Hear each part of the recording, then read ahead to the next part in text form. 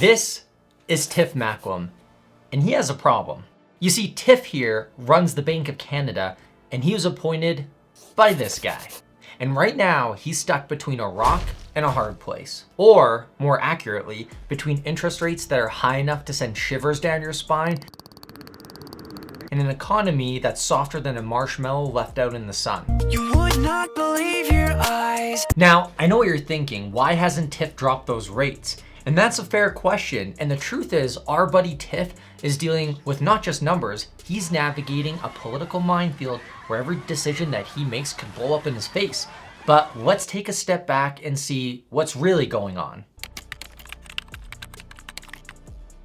As of July, inflation is cooled to 2.5% year over year, and that's the lowest it's been since March of 2021. But what does that really mean for you and me? Well, it means that the cost of goods and services isn't rising as quickly, which should be a relief for our wallets. But here's where things get interesting. Core inflation, which strips out volatile items like food and energy, has also dropped 2.4%.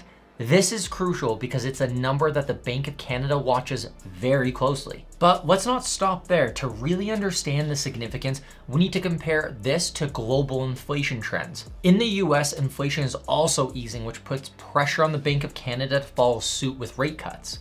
If we zoom out, we see that countries like Japan and the Eurozone are also dealing with lower inflations, albeit for different reasons. This global perspective is important because it influences how the Bank of Canada sets their policies.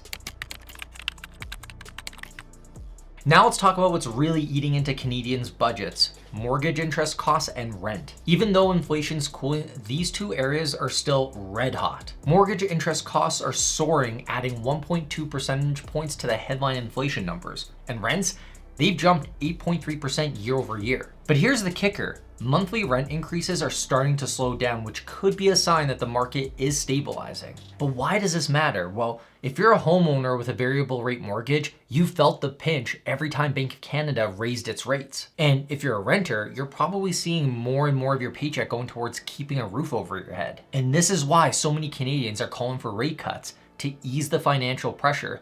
But it's not that simple.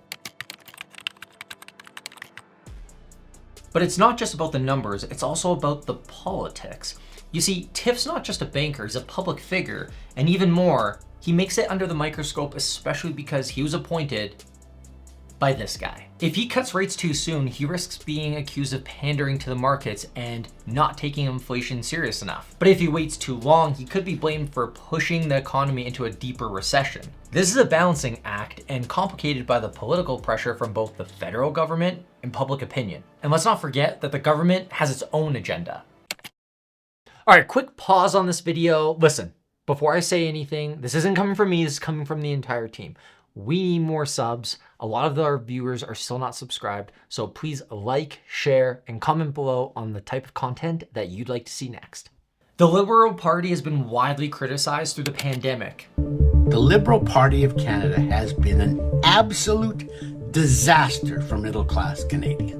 And the approval ratings are showing just how unhappy Canadians are with the current government. Political leaders want to show that they're managing the economy well, but they also don't want to be seen as interfering too much with the bank's independence. History has shown that when central banks bow to political pressure, the results can be disastrous. For example, in the 1970s, the US Federal Reserve, under political pressure, delayed raising interest rates, which led to the infamous stagflation period. Tiff Macklem is aware of these risks, so is that why he's being so cautious? Or is it the pressure from his political party?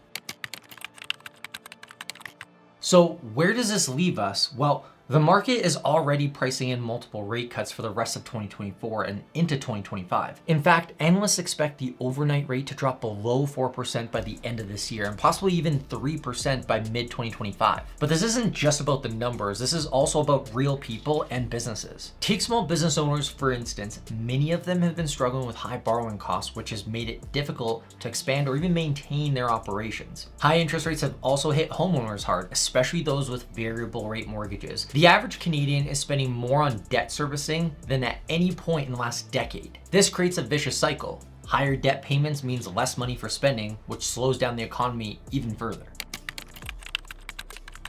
And then there's the housing market, a key piece of the puzzle. Housing is not just a place to live, it's also a significant part of Canada's economy. When interest rates are high, mortgage costs rise, making it more expensive to buy a home. This has led to a slowdown in the housing market, with home sales down and prices beginning to stabilize or even decline in some regions. However, as rates begin to drop, we could see a resurgence in the housing market. Looking at the data, home sales were down 0.7% month over month in July, with declines across all major provinces. Yet, with the potential for lower rates on the horizon, we might see a different story by the end of the year. Analysts are expecting an uptick in home sales if mortgage rates fall into the low 4% range or even below. But here's the catch. Declining rates may also reignite housing demand, potentially driving prices up again, which could put us back in the precarious situation where affordability becomes a major issue. Canada's economy doesn't exist in a vacuum. The global economy landscape plays a huge role in how the Bank of Canada makes its decisions. For instance, the US Federal Reserve is also expected to start cutting rates soon, especially as their inflation is coming under control. Inflation has declined significantly. The labor market is no longer overheated, and conditions are now less tight than those that prevailed before the pandemic. My confidence has grown that inflation is on a sustainable path back to 2%. With an appropriate dialing back of policy restraint, there is good reason to think that the economy will get back to 2% inflation while maintaining a strong labor market. If they cut rates before Canada does, the Canadian dollar could weaken, making imports more expensive and possibly reigniting inflation here. On the other hand, if Canada cuts too aggressively and the US doesn't follow, we could see capital flight to the US, where returns on investments could be higher. Looking at other central banks around the world, we see similar dilemmas. The European Central Bank, for example, is facing pressure to cut rates even as they struggle with stubborn inflation. Japan, on the other hand, has been dealing with deflationary pressures for decades and has kept rates low, but at the cost of almost no economic growth. These examples show how complex and interconnected these decisions are. So what's next? If the Bank of Canada continues on its current path, we're likely to see more rate cuts in the upcoming months. But the question remains, how much and how fast? There's a real risk of moving too quickly and destabilizing the economy, but there's also a risk of waiting too long. It's a classic case of damned if you do and damned if you don't. Well, you're damned if you do and you're damned if you don't. Economists are divided on what the Bank of Canada should do next. Some argue that we need aggressive rate cuts to prevent deeper recession, while others think that the Bank of Canada should proceed cautiously, keeping an eye on inflation and global economic conditions. In the end, it's going to come down to how well the bank can balance these competing pressures. But let's not forget about long-term implications. Lowering the rates now may provide short-term relief, but it could also set a stage for future problems. If we cut rates too much, too quickly, we could see another housing bubble, increased consumer debt, and eventually higher inflation down the road. These are risks that Tiff has to weigh out every time the bank makes a decision. Consumer debt in Canada is already at record levels, and while lower rates could make debt more manageable in the short term, it could also encourage even more borrowing. This is something that the Bank of Canada will need to monitor very closely. Tiff Macklem and the Bank of Canada are facing one of the most challenging economic environments in recent memory. These decisions made in the next few months will have long-lasting effects on the Canadian economy. Whether they get it right or wrong will depend on how well they can navigate this complex web of inflation, interest rates, political pressure, and global economic trends. So what do you think? Should the Bank of Canada drop rates now, or is Tiff right to be cautious? And if you enjoyed this deep dive into Canadian economics, don't forget to smash that like button and subscribe for more updates.